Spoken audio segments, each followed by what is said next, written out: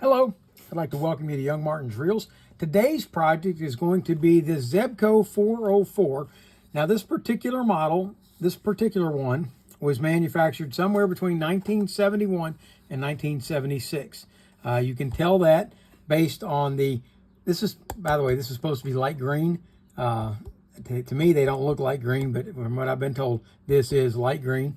And light green, dark green with the white handle knobs. So this particular one isn't working very well. It's very tight to spin. The anti-reverse, let's see if it works. It does not. So we're gonna have to see if we can get this one up and running. I do notice that it has a crack in the body right here, just a small crack that should not affect the operation of it.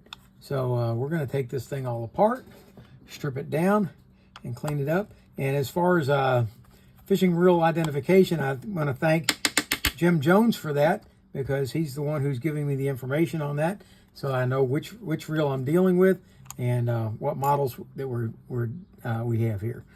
Okay, so let's go ahead and take this off. And yeah, it's a very nasty, dirty reel inside. And let's see if we can identify what's going on here with the anti-reverse, why it's not working. Okay, there we go. Okay, now what's supposed to happen is when this handle turns backwards like this, okay, as it's rotating backwards, it's supposed to pull this little arm.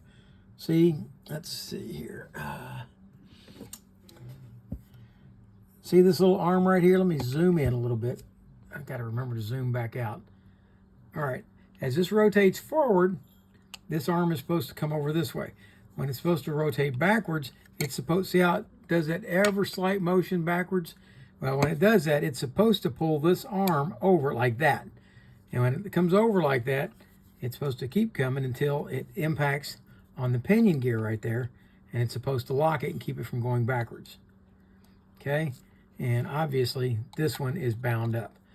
So what we're going to do is we're going to take this all apart and see if we can't get it up and running. We're going to see if there's any problems inside it with the drag mechanism. We got a little bit of rust and corrosion right here. Let's see if our knob will turn. Yes, it will.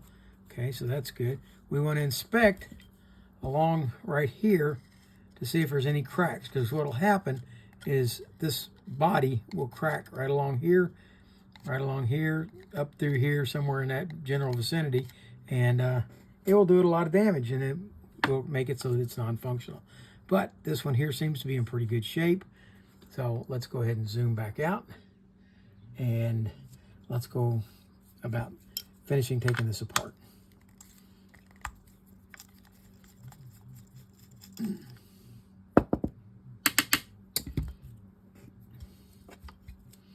Okay, we're going to pull off the rotor, or spinner head for those of you in the Zebco world. And this one seems to be functioning okay. We need to clean it, but that's not going to keep it from running. Okay, we're going to take off this clip right here.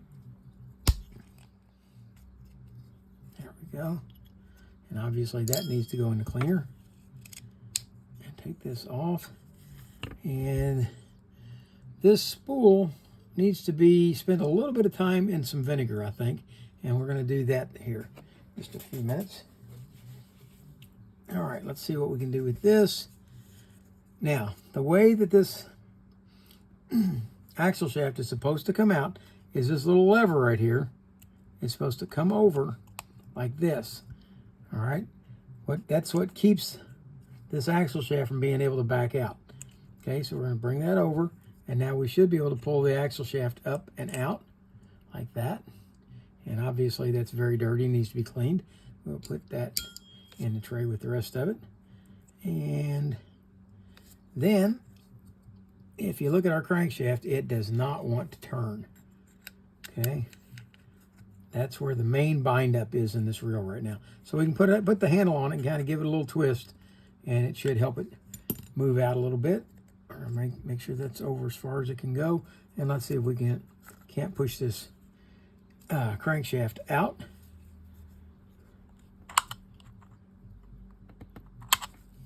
it's in there pretty good. So what we're going to do, since we don't want to damage anything, let me put this rag up here so I'm not saturating everything in the world. We're going to put this back in, like so, and see if we can't push this back down, like that, and move it around a little bit.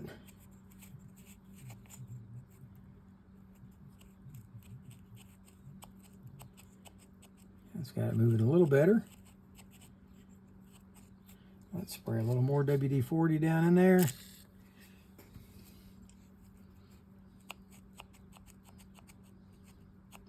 And that should be enough to get it to push on out.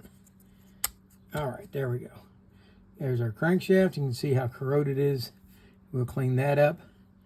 Yeah, that's old rust and corrosion. We'll put that in the parts cleaner as well. And we're going to put this in the hot tank and soak it. Now see this piece right here? This needs to be able to move very easily. So what we'll do is I'm going to put it in my hot tank and use some mineral spirits to clean it. And we'll let it scrub up real nice. And once we've done that, I'm going to take my air compressor and blow any dirt out from underneath this, and this should allow this to move pretty freely. Okay, so there we go. That's got this 1971 to 1976 Zebco 202 pulled apart and ready to be cleaned. I've spent about 30 minutes cleaning all these parts now, and this part now moves freely, which it didn't do before. And if you look, when we drop the axle shaft in here, see this pin right here? Well, this pin goes into that hole. Let me bring it down a little closer so you can see it better. Okay, see how that goes into that hole right there? Now, when that drops into that hole, now that is our anti-reverse. As it rotates this way, it allows the axle shaft to turn. When it goes back the opposite way, it pulls that in. See how it steps into the gears? That's our anti-reverse. Okay, so we're going to start off by blowing this back out. And we're going to put a bit of oil under your anti-reverse lever so that it will not, hopefully, bind up again. Moves nice and freely now. And I cleaned up this crankshaft pretty well. It no longer seems to have a problem. Let's go ahead and oil it good and slide it into the journal, and we'll see. Look at there. See how it spins nice and freely now, slides in and out. That's the way that should fit. Now we're going to come back, take our axle shaft. Now before you put this in, you want to make sure that your pinion here can slide up and down the axle shaft like this. If it can't, it's not going to work properly. Okay, we'll go ahead and oil the axle shaft, and we'll slide it in. And then we've got to make sure that that pin I showed you a few minutes ago has got to go into that notch. Put that in. There we go. We can rotate this way, but we can't go back that way. Now, this lever right here, when we've rotated around over the top, now that keeps that axle shaft from being able to pop up out of there. So that's got that locked in place. I've had this spool soaking in some vinegar for about a half hour, and it seems to be pretty well cleaned up. We're going to try to get up inside here a little better. I'm going to use some Scotch-Brite to go up in there, see if I can't get the last of that corrosion up out of there, because that corrosion will snag on the line, and we don't want that to happen.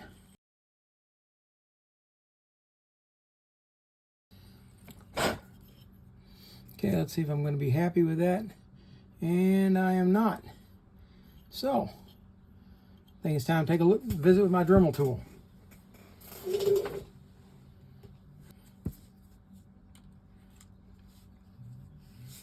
Okay, I like these little wheels. This one here's been pretty well worn. Let's see if it'll work. Yeah, I think that's going to work okay. It's pretty heavily worn, but I think it'll get in there.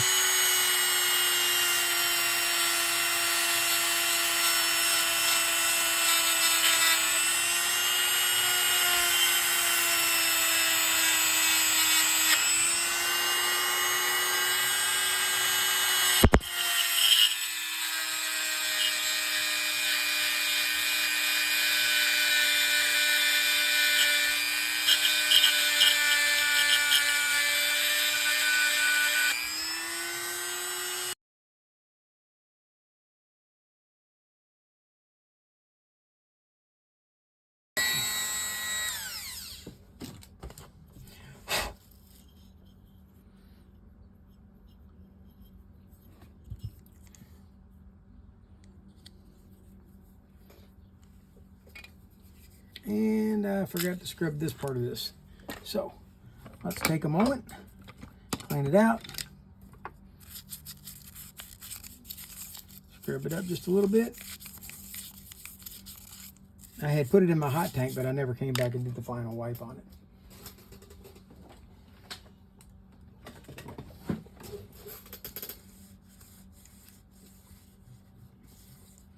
There, that looks much better. All right, now, what we're going to want to do is we're going to want to put this spool on before we put this back into the body. The reason being, we have to slide the spool on, and see right here, this is where your drag sits on top of the drag clicker. Okay, you just have to get it up on top of there. Without that on top of there, you have no drag. Okay, before you put that on there, you want to make sure this is set to minimum, which is fully upward that way. And the more you turn it this way, the more drag it sets. Okay, let's put it back to minimum drag. There we go. And let's go ahead and put the clip, E-clip back on, like so. There we go. You can see the drag working. And we're going to want to put, this bar has got some corrosion on it. But we will oil it good, and hopefully it will not continue to corrode. But what we do want to do is make sure we've got some grease or oil on this cam right here to adjust our drag to make it easier to turn. Okay, set it back to minimum. We're good there. All this is in proper configuration. We're going to drop this back. Now we want to come back and we're going to put some grease on the main gear. Rotate it around a little bit. Add some more. And now we're going to put some more grease up here on the pinion gear and on the axle shaft where the spring goes in and out. With that done, we're going to put just a dab right here on the end of the button where it rides on the axle shaft. And we should, oh, by the way, this is your anti-reverse override. When this switch is flipped down like this, that now keeps that override from being able to function. Okay, like so. See how that works? And then when you flip this lever back the other way, now, oh, come on, override.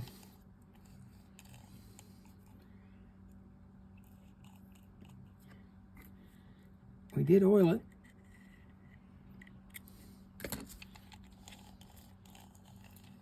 It's not coming in all the way.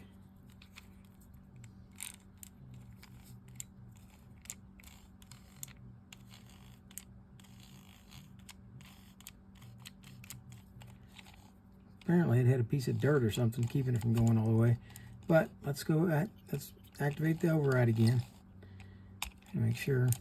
Okay, it's working. There we go. All right, we're going to set this back in to the rear of the body like that. And we're going to set our spinner head in place. But before we do, let's go ahead and put a little oil or grease on the, there we go. Let's go ahead, that still feels a little stiff to me, so I'm going to add a little oil. Okay. Now, if you hold the body inside and push up, that'll move the axle shaft up, set the flat onto the axle shaft flat, and now go ahead, tighten down the nut, snug it, put the cover on. Okay, and then the handle.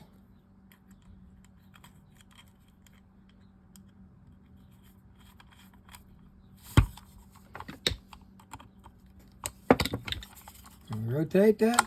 There you go. The spinner head drops down like we just saw it do. Spinner head stays up. There we go. And I don't have line on it, so we can't test the drag, but I'm quite certain that the drag is working. And now let's check the anti-reverse. Anti-reverse override. Anti-reverse override off. There we go. There you have the 1971 to 1976 Zebco 404 reel and how to service it. And they're nice reels. This one's been around a long time, as you can tell, and it's still ready to go out and see a whole lot more action. So I'm going to try to get a video done for each and every one of the Zebco 404s that they made. So this one is from 71 to 76. It's got the light green back, dark green front with the white handle knobs, flat. Okay, and it has the anti-reverse override on the side. I hope you liked the video. If you did, please hit the like button. If you didn't like it, hit the dislike button. Tell me what you didn't like about it. But for now, that's Rick Stivers with Young Martin's Reels, signing out.